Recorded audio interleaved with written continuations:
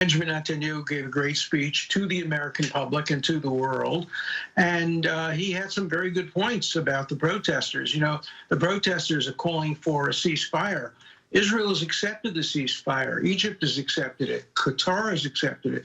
The United States has accepted it. Both Biden and Blinken have said the only thing that stands between a ceasefire is Hamas. So why aren't these protesters protesting Hamas? I support the Palestinian people, and I think if you support the Palestinian people and you ultimately want to see a two-state solution, you have to get rid of Hamas. Let me just start off by saying that I'm an American, a proud American who loves my fellow Americans regardless of what their political views are.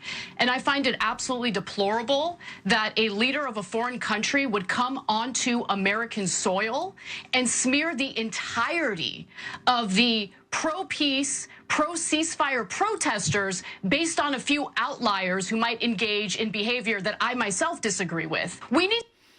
All right, we're here on the Young Turks channel, and it sounds like Ana Kasparian is going to read the riot act to lawyer Alan Dershowitz here. As you can see, they had some video of that insane speech, well, the reception that Israeli Prime Minister Benjamin Netanyahu was given by the United States Congress. I've never seen anything so sycophantic and disgusting in my life. They just clapped and clapped. They gave him something like 50 standing ovations or something ridiculous, or 50 ovations during the speech. Absolutely repulsive.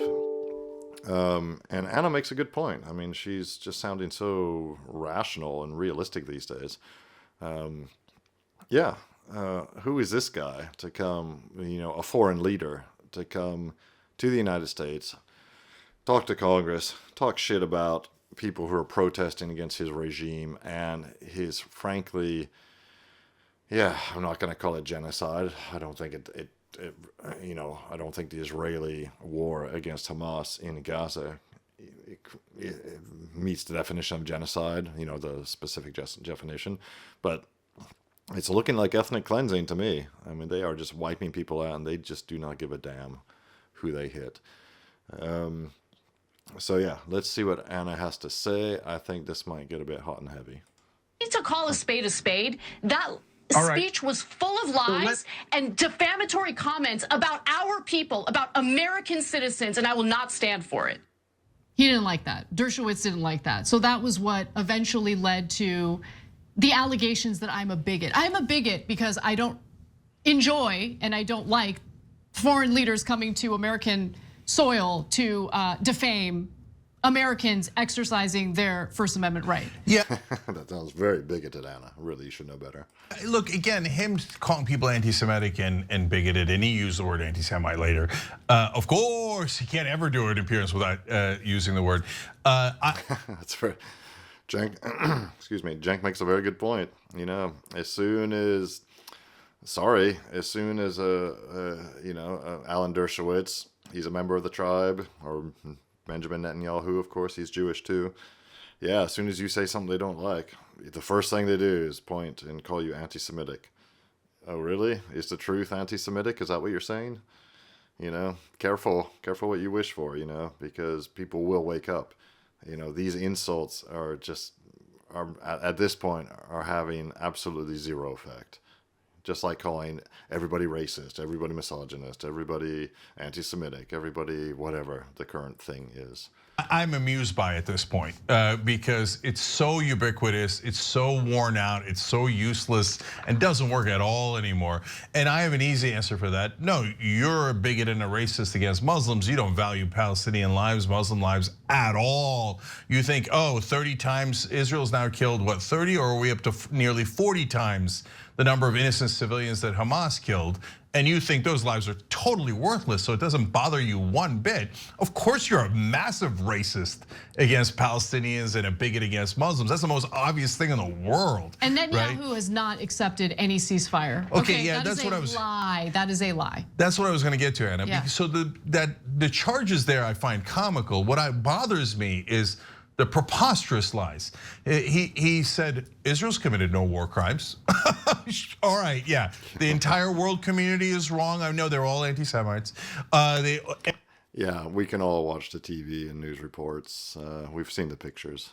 Every human rights group, every press organization, everyone is wrong except super radical right-wing Israelis. They're the only non-anti-Semites. By the way, if you're a liberal Jew in America or in Israel, you're also an anti-Semite and a bigot because you can't disagree with Dershowitz or Netanyahu, or as he calls him, without being an anti-Semite, because that's the only, he's a one-trick pony. Yes. This guy claims to be like some brilliant lawyer, and the only reason that we know him is not because he's a good lawyer, but because he stood up, raised his hand, and decided to defend every scumbag that there was in the country who happened to be super famous and rich. So that's his calling card. He's not a public defender. Klaus von Bülow, O.J. Simpson, every other person he defended, he's like, I'll defend you, and I'm gonna get famous, I'll defend you. And he's always. Yeah, Alan Dershowitz is one of those, everybody has a right to be defended, you know. To be fair, it's true. Everybody does have a right to be defended. You know, one of those celebrity lawyers, kind of like the guys who defended O.J. Simpson and all that. There's always, you know, America is a country of lawyers, so there's always going to be this class of lawyers. You know, just by definition, there's going to be. He's like, it's part of the American legal system. Brother, you ain't a public defender. Right. You did it for money and fame. Hold on, is it part of the American legal system to literally pen an op-ed calling for the legalization of adults having sex with minors with underage people? Like, come on. Okay, so let's put that aside. Now let's get to him trying to smear me. The point is, Israel has only wanted peace. It has sought peace. It has responded the way any democracy would respond to the kind of barbarism and butchery that occurred on October 7th and that continues to occur because rockets are being sent by Hezbollah, by the Houthis, by Hamas, and Israel has the right to respond. This is not me talking. This is Biden talking. This is Kamala Harris talking. This is everybody in America who is responsible rather than your bigoted guest who believes that everything that Netanyahu says. Netanyahu was not speaking for himself. He was speaking on behalf of an independent democracy, Israel, which has a perfect right to be invited by both Republicans and Democrats. Okay. Professor. You want to silence him. Professor. I will do my best. Professor. I will do my best to remain calm. I will do my best to remain calm. But I will not sit here Professor, hold and on, allow guys. this Hold guy on. to Hold refer to on. me as Anna. a bigot. Anna, I'm coming to you. Anna. Okay, I actually want to make a comment about something. Yeah, that looked like a really fun chat. Chris Cuomo, of course, is completely useless as the host. Alan Dershowitz is a lawyer and can just talk forever.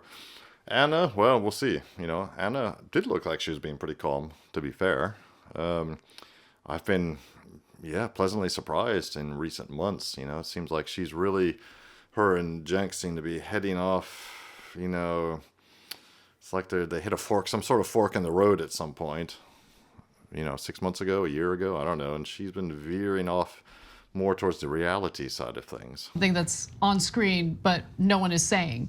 So they have like the footage of the morons who are, defacing, property and monuments, writing Hamas. Isn't it amazing how that kind of stuff goes on for a long period of time with no police intervening?